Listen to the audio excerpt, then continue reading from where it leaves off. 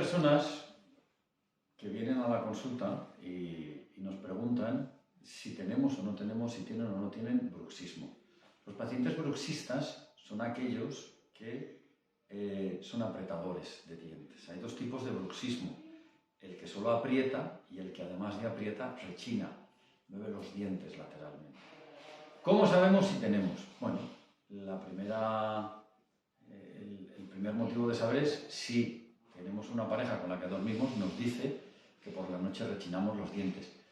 El signo más evidente es el desgaste dental, que los dientes se van aplanando y van desapareciendo, cada vez son más cortos.